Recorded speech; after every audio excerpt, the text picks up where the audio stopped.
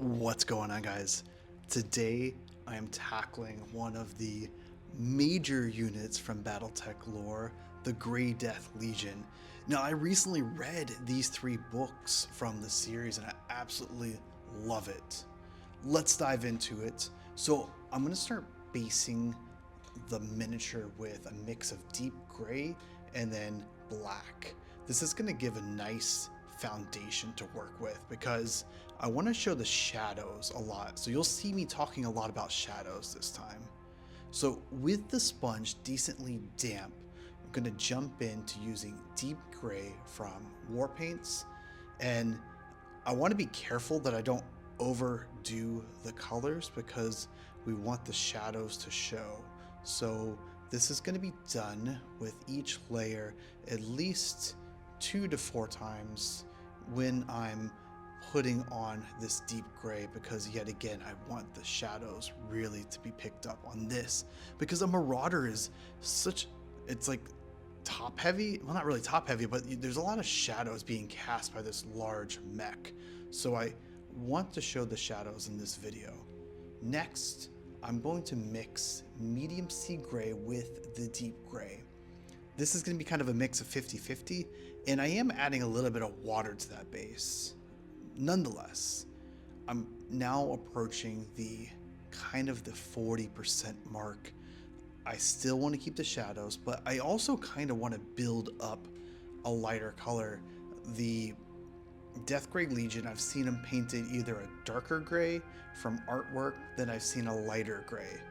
The reference art I looked at originally was very light from the legendary Pilot's book, but also on the cover artwork of the Grey Death Legion, they look more of a darker gray. So yeah, I'm just gonna do a blend here. And if you're having an issue with sponges, get this little thing. It's brilliant. I can get now a little bit more underneath and then on top of the leg there, because with the big one, you're really struggling to get onto this. Next, I'm just gonna go with straight the medium sea gray from Vallejo, and I'm pretty sure these equivalents to this using the war paints line, but this is a step up of lighter gray. And in this case, I'm hitting about 30% of the tops. And as you notice, I'm really leaving the bottom half of the torso alone, and then the inside of the legs, because those are being cast by shadows. And also underneath there on the guns, on the arms, I'm leaving those alone because I really want to show the shadows in this miniature. And finally, the last sponge highlight is using Stonewall Gray from Vallejo. This is more of a white-ish gray, so this is being hit maybe 20% of the panels. As you see, I'm kind of focusing on those fronts of the gun, the tops of those exhausts, the top of the barrel, and it really makes those highlights stand out as if you were using an airbrush. And that's one reason why I absolutely love using a sponge, because I can do this. If it wasn't for the sponge, it'd be difficult. Here's the reference art that I'm really picking up on, as you see that shadow underneath. So this is the image from the legendary Pilot's book, but I really want to play off that deep shadow. So this is where we're at. As you see, I'm working on a shadow here. That shadow will stand out more after I do the oil wash, but I'm super stoked about seeing the shadow underneath. Nonetheless, it is time to start doing this pattern.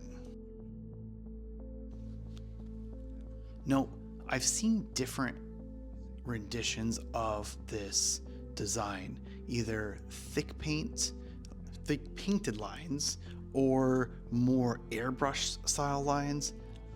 And to be honest, I really wanted to use the artwork version.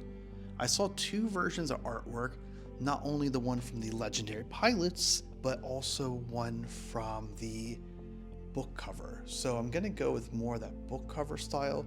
So I'm mixing the black with the deep gray, and I want to put enough water on this because I want it to flow as I'm doing these lines. If I don't have enough water in that paint, it could get clunky and it's hard to work with.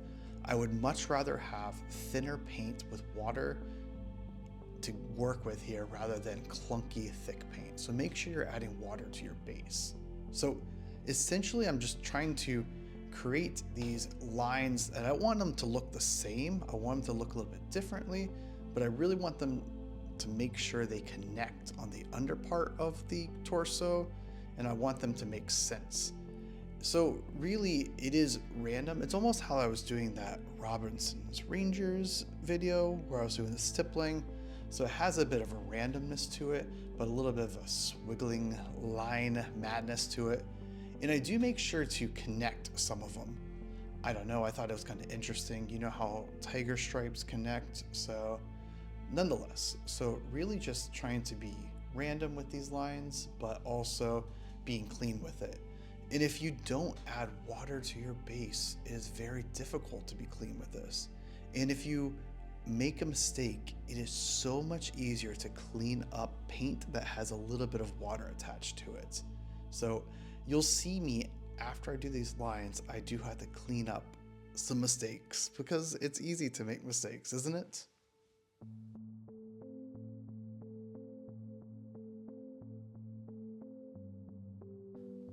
And I was so uncertain about which style to do for this. It took me at least a month to think about it. I planned on doing this video a while back, but I was going back and forth with which style pattern lines to do. I was even considering doing one where I was going to use the sponge to create the thick lines and do lines underneath, but to be honest, I'm really happy with this style line. I think it really looks interesting and kind of adds that kind of like urban style camo. Now, I will say the one challenge with this is making sure you go in the same direction with the lines, because it helps sell that pattern of the urban camo style going the same way, and it looks more uniform. I typically am going down on a vertical line.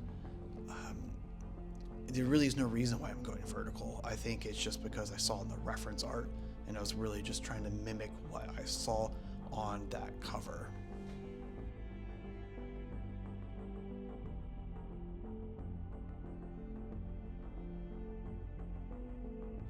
And really, if you're doing something like this, just be patient.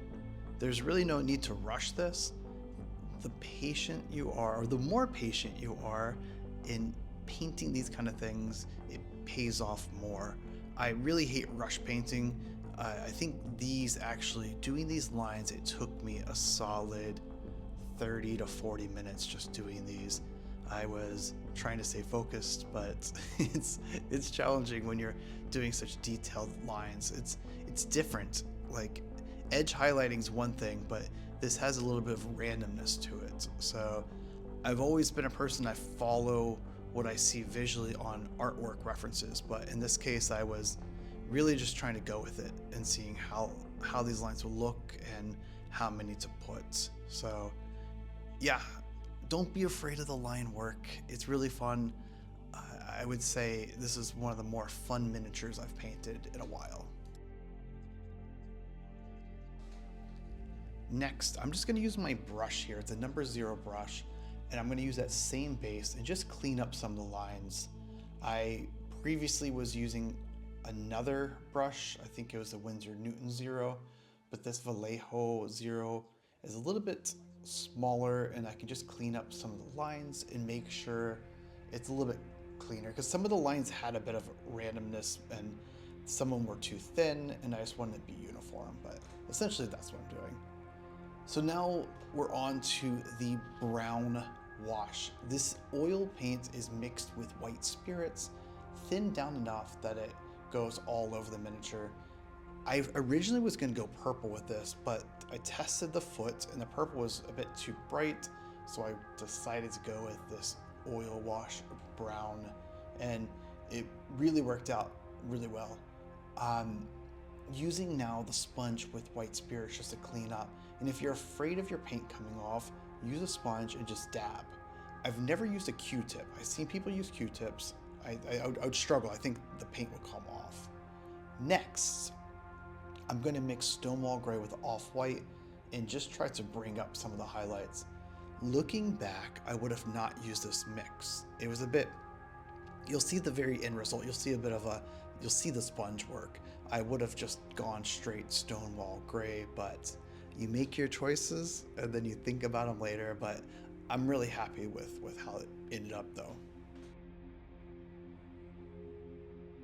Next, I'm going to use this plate metal from War Paints, and I'm just trying to be minimalistic on the metal parts. I know I mentioned that previously many times, but I just want to be careful with how much metal I put on these miniatures. I like that painted look. So just doing kind of those vents in front, the front of the barrel, some of these little metal pieces in the back, and then those metal armor joints. I was torn on the joint. I thought I was going to do that joint in between the legs as metal, but I decided to go with painted, mainly because some people on Discord really encouraged that. So thank you to those who encouraged that. And then now I'm just gonna wash it. So just using the dark tone from War Paints and just washing those areas and making sure there's a little bit of water inside of that wash just so it flows.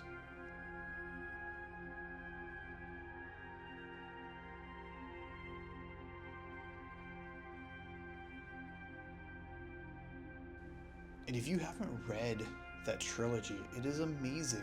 I read it 2 or 3 months ago. I would love to read more references by this unit.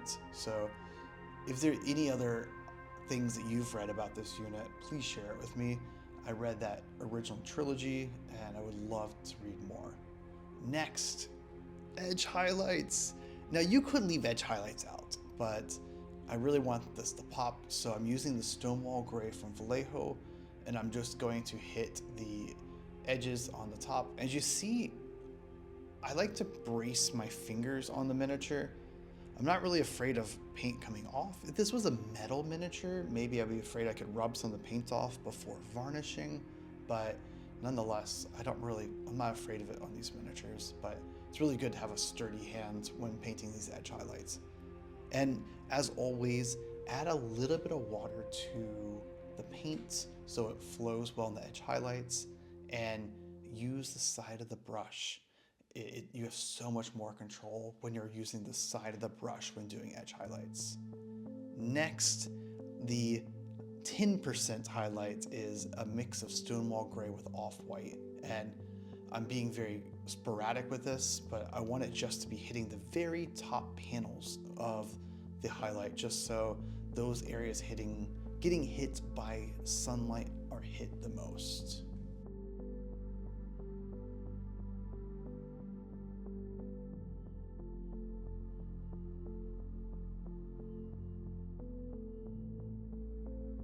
Next, I'm going to use pure red from War Paints and start working on these lines in front of the barrel. And anytime I'm doing lines, if I don't have a micron pen, granted I should have used a micron pen here, but I'll do a thin line first to see where I'm going, because if you don't, you'll get those wavy lines. So I usually go thin line first, go back and cover up. And as you notice, the shadow is there. I will talk about the shadow there. But now I'm doing the thicker line because I want it to be thicker and careful. This just prevents me from doing those thick lines. You would have seen me do that on that one, that blue turquoise miniature I did with the yellow lines previously. So yeah, I have this side and then I have the other side for the red line. And here's the shadow. I'm gonna add a little bit of black to the red base and just paint it over those areas that have the shadow cast. This is just going to help sell the shadow, because the shadow wouldn't be just on the gray, it also would be on the reds and other things underneath. So it just kind of helped it out. The logo of these guys, I don't have a transfer necessarily for them, so I'm just stippling on the black and red mix here, and then I'm going to stipple the pure red in between just to get a little bit of color variation, because that logo is kind of looks like it's like a spray painted on logo or something. But yeah, that's how I did it. Now, to do these medium lasers, I use Emerald Forest, and then I highlight just with the Army Painter Rainforest on the bottom. And then oh no, yeah, they're PPCs. Oh no, yes, they are PPCs. I get mixed up with the guns here. Using war paints, Deep Azure on the top of the PPC shots. If they're not PPCs, you're gonna kill me because I'm saying it wrong. Then I'm gonna use Aquamarine on the bottom part of it. And for both of these, I'm going to use off-white and put a dab of white just to show the reflection on all of the laser and the PPC areas. Don't kill me if I got that gun wrong.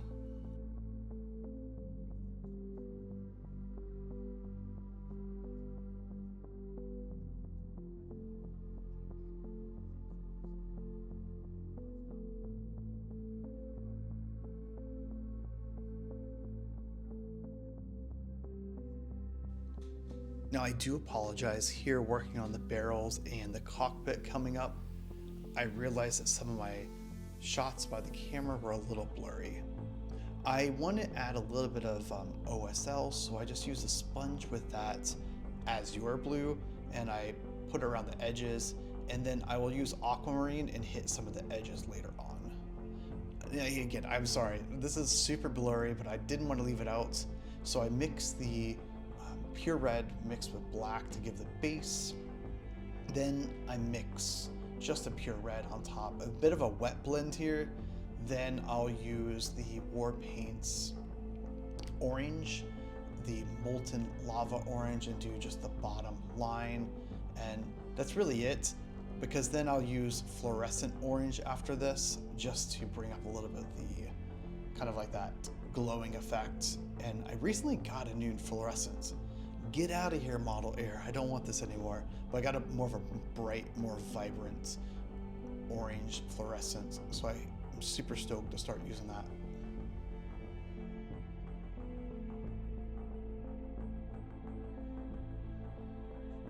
So I had this 40K transfer, and it had that like, I think that's a captain logo there. It's super small, and it was gonna work perfect. So I put those transfers on here and used micro sets, and then I'm using micro soul to soften them up. I originally tried hand painting these, and I paint behind a tripod and I'm leaning over the tripod, and it was super difficult to get that in shot. So I tried doing it off camera, and I'm like, well, then what's the purpose? And I just really like that transfer. I had it sitting in my paint container. I'm like, I gotta just use it. So, but yeah, the micro soul, 2 layers of it usually softens up the transfer enough. And to do a little bit of weathering, I just use the oily steel with a little sponge and just dabbing it on just to give some scratches and variation on the gray. And after that, I want to just use the brush and do some further scratches around on the edges and do scratches somewhere on the panels just to add a little bit of weathering, because yeah, these things are fighting. They're getting blasted by other things. So you gotta add weathering. And I wanted to add a little bit of the shadowing on the base, so I just used that AK enamel wash rust red and put it underneath the shadowy areas, because I'm talking all about shadows. I want the shadows underneath and the shadow underneath the mech itself on the base. So here we go. With shadows and all, I hope you're inspired to try doing more shadows on your miniature, because even though the sponge can't reach in areas, you can use that to your advantage and create really cool shadow effects on these super large battle mechs, because these things are massive and there's gonna be light missing to the shadows. So yeah, I hope this inspires you and try this effect. Nonetheless, thank you so much for watching this. I hope you enjoyed this Grey Death Legion tutorial. Here's what people are painting on Discord. A lot of stuff being painted. Y'all are amazing what you're doing, especially a Kirby urban mech. Come on. Nonetheless, have a fantastic week, and I really appreciate you checking out the video. I'm going to be doing a live stream hopefully next week, painting camo tiger stripes. So I hope to see you then. Have an amazing, amazing week, and thank you for watching The Painted Topher.